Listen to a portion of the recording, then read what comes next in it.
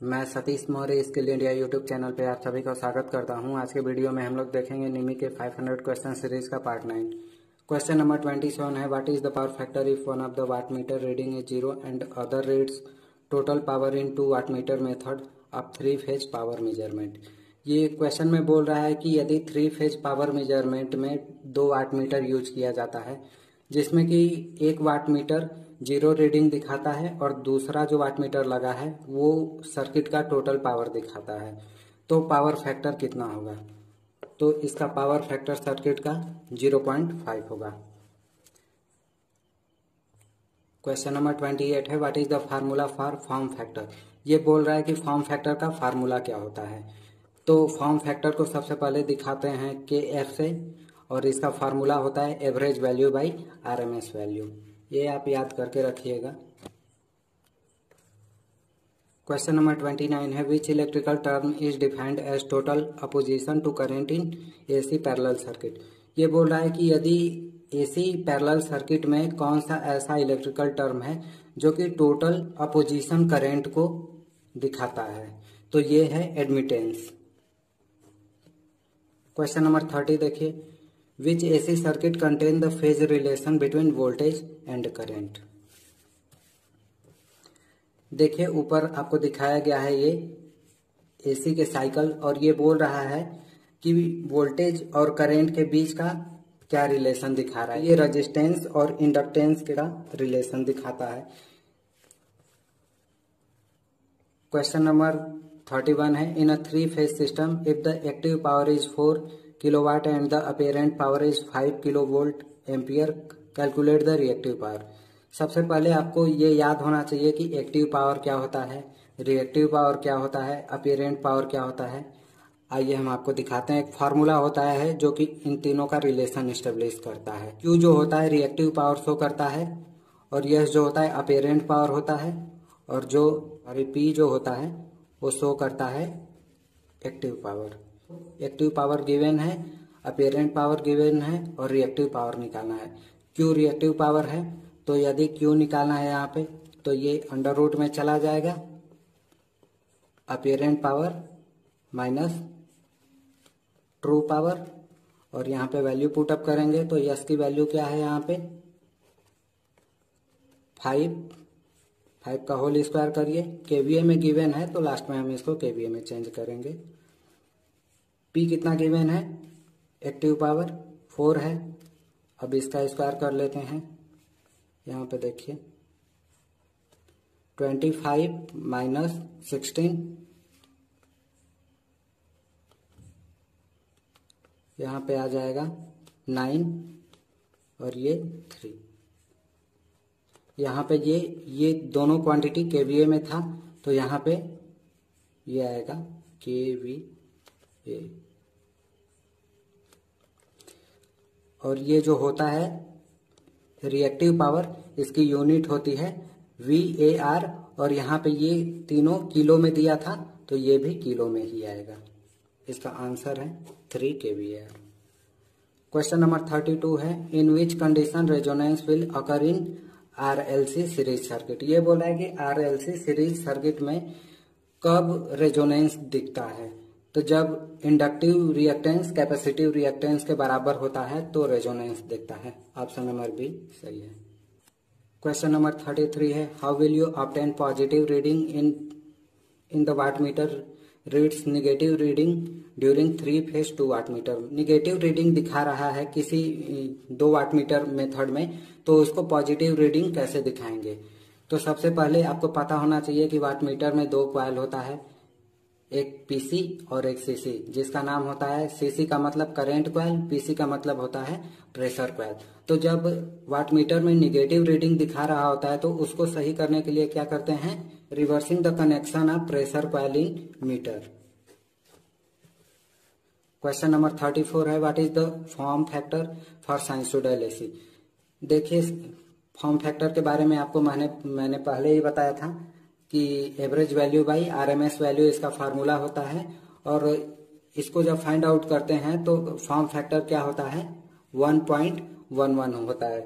आप सुने होंगे इलेक्ट्रिसिटी 11 kV होता है, 33 kV होता है, 66 होता है, लेकिन ये जानते हैं 11 का हमेशा मल्टीपल होता है, तो ये कारण होता है उसका 1.11 फॉर्म फैक्टर के ही वजह से ये होता है। आपने कभी नहीं सुना होगा 20 kV, 30 kV, 40 kV, 70 kV, आप हमेशा सुनेंगे 11 के मल्टीपल में ही वो होता है। क्वेश्चन नंबर 35 है, what is the reciprocal of inductance in AC parallel circuit. ये बोल रहा है कि इंडक्टेंस का रेसिप्रोकल क्या होता है एसी पैरेलल सर्किट में, तो वो होता है सस्पिटेंस। ये रटने वाली क्वेश्चन है, आपको ध्यान रखना होगा कि किसका इनवर्स क्या क्या होता है। तो इंडक्टेंस के केस में क्या होता है, इंडक्टेंस का रेसिप्रोकल पैरेलल सर्किट में सस्पिटेंस होता है। क्वेश्चन नंबर 36 है, what relationship is illustrated in between current end voltage. यहाँ पे देखिए ये जो दिखाया गया है आपको वेव साइकिल, यहाँ पे ये पूछ रहा है कि इसमें आपको क्या दिख रहा है करंट और वोल्टेज के बीच में। तो यहाँ पे देखिए यदि ये इन फेज का ये है, यदि यहाँ से ये चल रहा है एक साइकिल और दूसरा साइकिल यहाँ से लेकर के यहाँ पे, इसके देखिए स्टार्ट पॉइंट पे एक साइकिल कंप्लीट होते हुए इसके तीनों पॉइंट को टच कर रहा है, तो इसको इन फेज बोलेंगे। और यदि ये यहाँ से होकर के ऐसे गुजर जाता, ऐसे नहीं मिलता इन तीनों पॉइंट पे, तो आउट ऑफ फेज इसको बोलते हैं। क्वेश्चन नंबर 37 देखिए, calculate the total power by 2 watt meter W1 and W2 method if one of the watt meter W2 reading is taken after reversing. Question में पूछ रहा है कि यदि 2 वाट मीटर विधि के द्वारा यदि कहीं का पावर कैलकुलेट करना है, तो यदि 2 वाट मीटर के द्वारा किया जा रहा है, 1 वाट मीटर का रीडिंग ले लिया गया और दूसरे वाट मीटर का चेंज करके कनेक्शन फिर से रीडिंग लेकर के यदि कैलकुलेट कर रहे हैं, तो उस केस में टोटल पावर कैलकुलेट करने का फार्मूला क्या होगा। तो ये होता है W1 माइनस W2, मतलब जो पहले वाट मीटर से लिया गया रीडिंग है माइनस दूसरे वाट मीटर से लिया गया कनेक्शन चेंज करने के बाद, तो ये होता है। आप टोटल पावर इस तरीके से कैलकुलेट कर सकते हैं। क्वेश्चन नंबर 38 है, in which 3 phase system the artificial neutral is required to measure the phase voltage. यहाँ पे देखिए बोल रहा है कि कोई 3 फेज का सिस्टम है जिसमें कि यदि हमको फेज वोल्टेज मेजर करना है, तो हमें इस 4 ऑप्शन में से क्या क्या रिक्वायर्ड होगा। देखिए मैंने आपको बताया था कि स्टार 3 फेज सिस्टम में 2 चीजें होती हैं, एक डेल्टा होता है और एक स्टार होता है। डेल्टा के केस में क्या होता है कि कोई न्यूट्रल नहीं होता है, अलग से हमें न्यूट्रल बनाना पड़ता है, आर्टिफिशियल न्यूट्रल। और सेकंड क्या होता है, स्टार। स्टार के केस में क्या होता है कि जहां पे उसके तीनों पॉइंट शॉर्ट होते हैं, वो एक नेचुरल न्यूट्रल बनता है।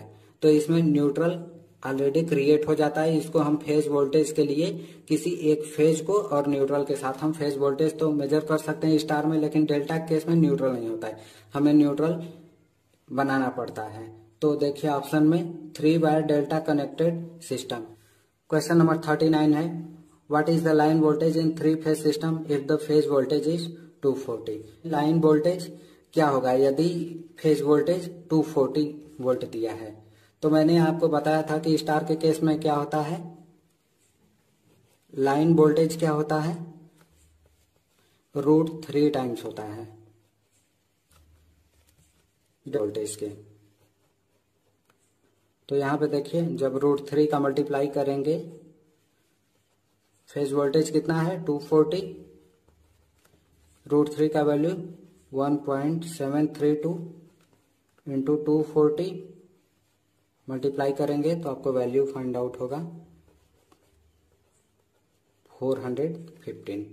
ऑप्शन नंबर सी सही है इसका। क्वेश्चन नंबर 40 है, which formula is used to calculate form factor. ये बोला है कि कौन सा फार्मूला होता है फॉर्म फैक्टर कैलकुलेट करने के लिए। तो वो होता है effective value by average value. ये आपको याद रखना है, फॉर्म फैक्टर फाइंड आउट करने का ये फार्मूला होता है। इफेक्टिव वैल्यू और एवरेज वैल्यू का जो रेशियो होता है वो फॉर्म फैक्टर शो करता है। क्वेश्चन नंबर 41 है, which formula is used to calculate impedance Z of RLC series circuit. ये बोल रहा है कि RLC सीरीज सर्किट में यदि हमको इम्पीडेंस फाइंड करना है तो कौन सा फार्मूला यूज करेंगे। मैंने आपको इस पे क्वेश्चन भी करा रखा था, √R² plus XL minus XC का होल स्क्वायर ही होता है इम्पीडेंस फाइंड आउट करने का फार्मूला। क्वेश्चन नंबर 42 देखिए, what is the power factor if one of the wattmeter gives negative reading in 2 wattmeter method of 3 phase power measurement. ये बोल रहा है कि 3 फेज पावर सिस्टम में यदि 2 वाटमीटर मेथड अप्लाई किया जाता है और उसमें पावर फैक्टर हमें कैलकुलेट करना है। यदि 1 वाटमीटर में निगेटिव रीडिंग दिखा रहा है तो पावर फैक्टर कितना होगा।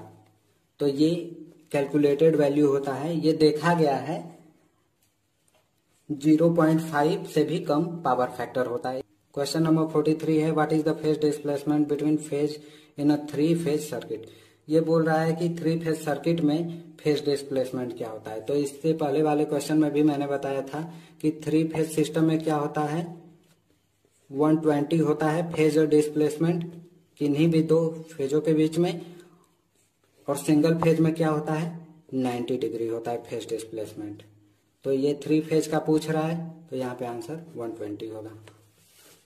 क्वेश्चन नंबर 44 देखिए, which condition is called as a resonance RLC circuit. ये बोल रहा है कि आरएलसी सर्किट में रेजोनेंस कब होता है। तो मैंने इससे भी पहले क्वेश्चन में ये बताया था कि रेजोनेंस का कंडीशन तभी आता है जब इंडक्टिव रिएक्टेंस कैपेसिटिव रिएक्टेंस के बराबर होता है, और इंडक्टिव रिएक्टेंस को यक्स रिएक्टेंस शो करता है और यल जो होता है वो होता है इंडक्टिव और सी होता है कैपेसिटिव, और यक्स यहाँ पे शो करता है रिएक्टेंस। तो ऑप्शन नंबर सी सही है। क्वेश्चन नंबर 45 है, विच quantity is rotating at a constant angular velocity.